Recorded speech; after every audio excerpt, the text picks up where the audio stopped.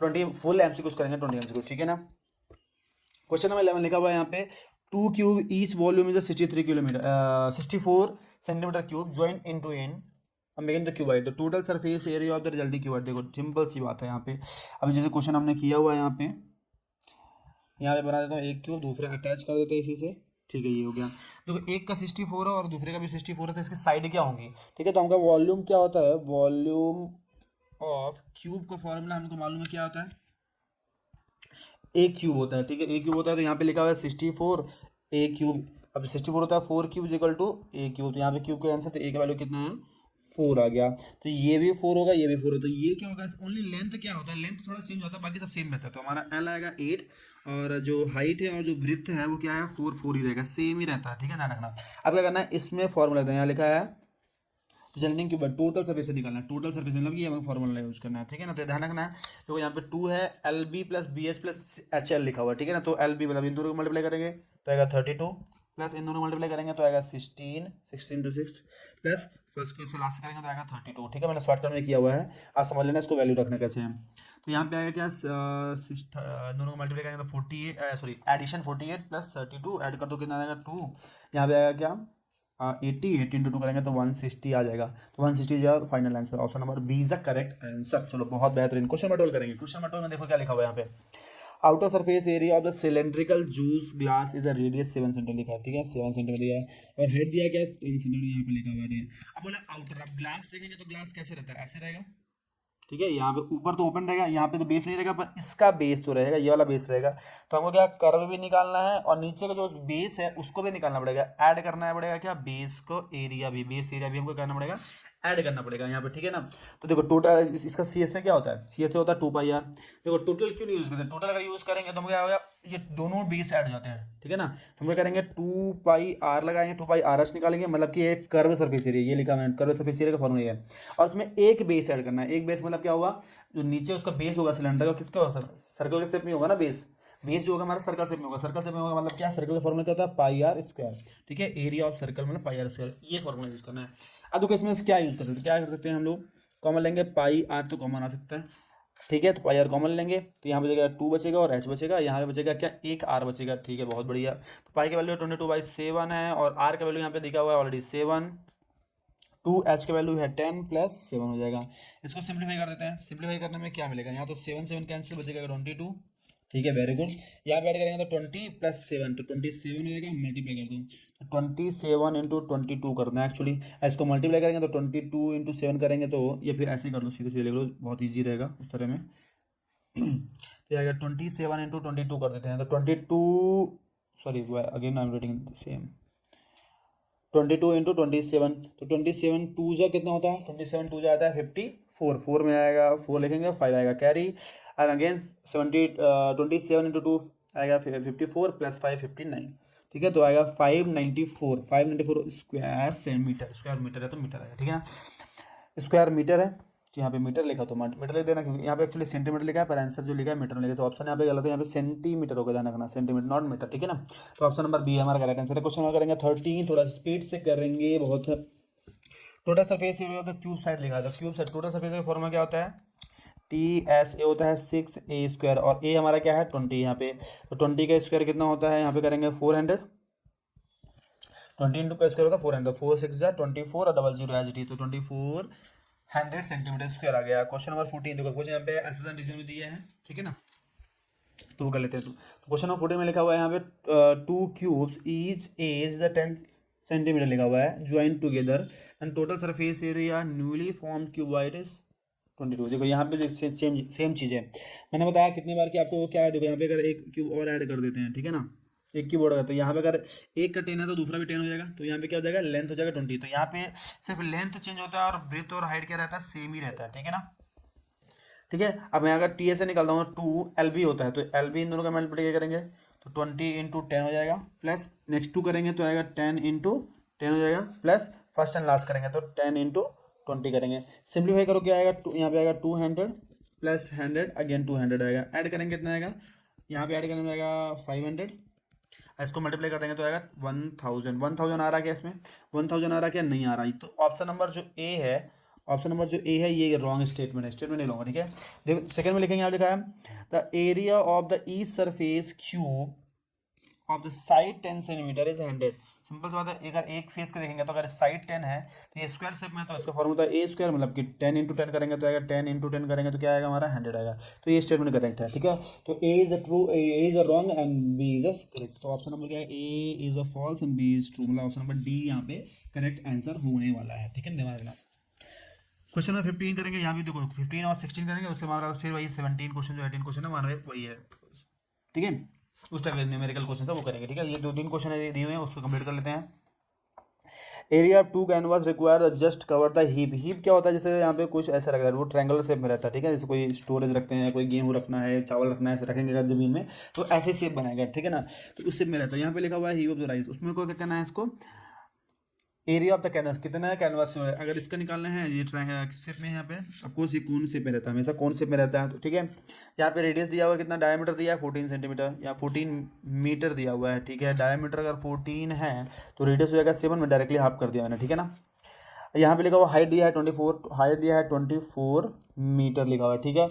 हमें पूछा ये आएगा क्या इसका सी एस ए, मतलब इसको में कितनी क्लॉथ की या कितने कैनवास की जरूरत पड़ेगी, तो हमें लगाएंगे C S A pi r l, ठीक है ना। पाई आर एल निकालने के लिए हमें क्या करना पड़ेगा, पहले इसका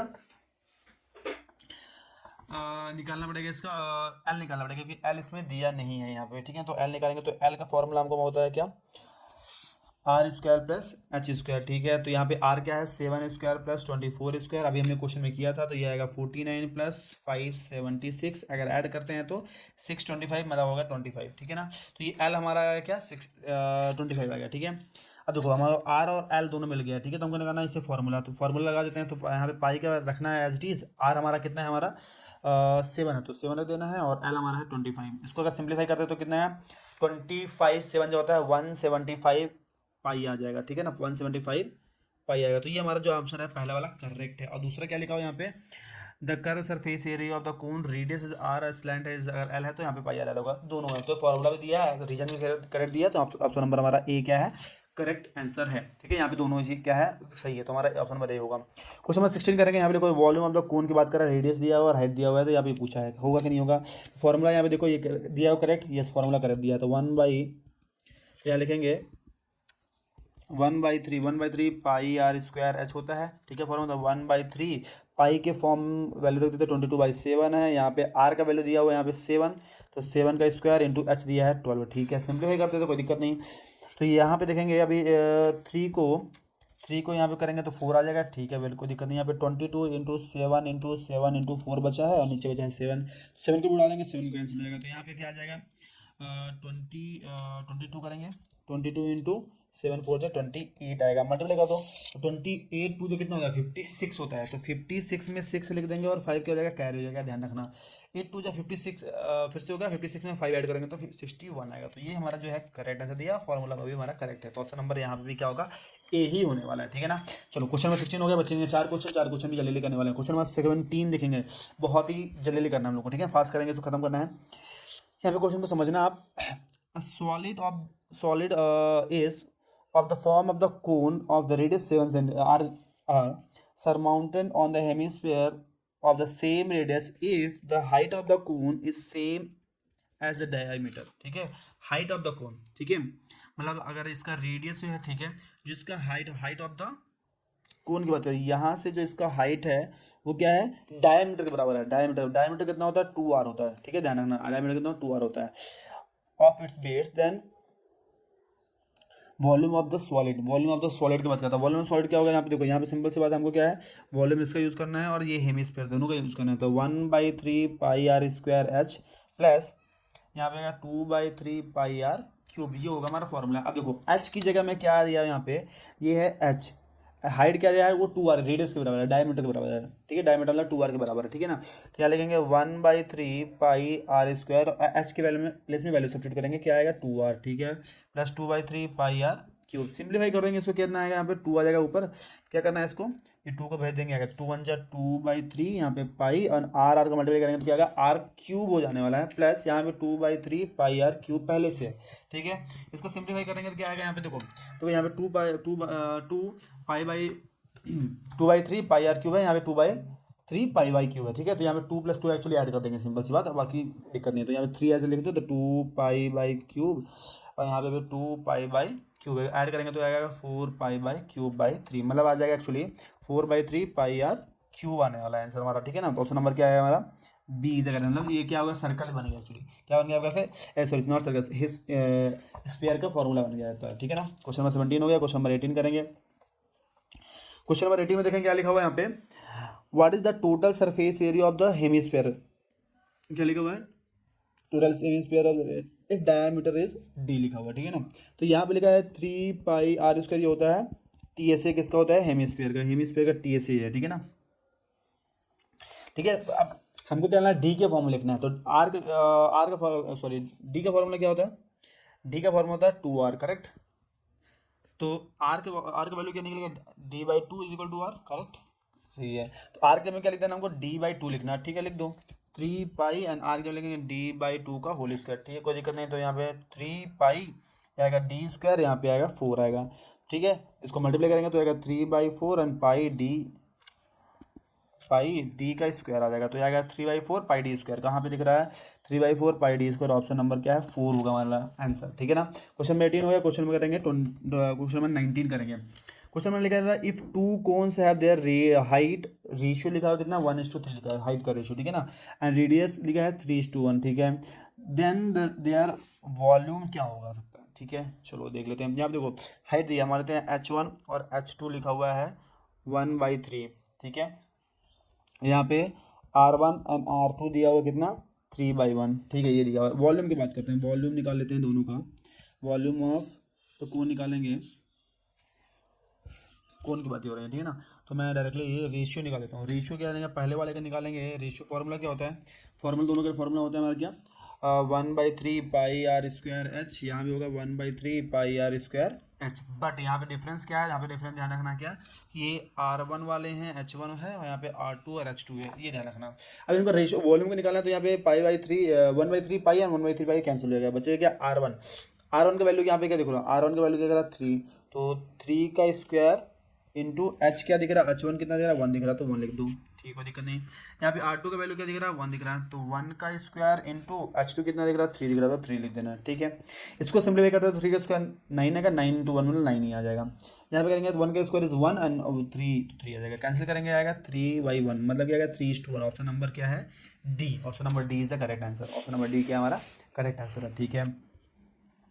लास्ट क्वेश्चन नंबर 20 है, इसको खत्म करते हैं, हमारा ये हो जाएगा पूरा कंप्लीट, ठीक है।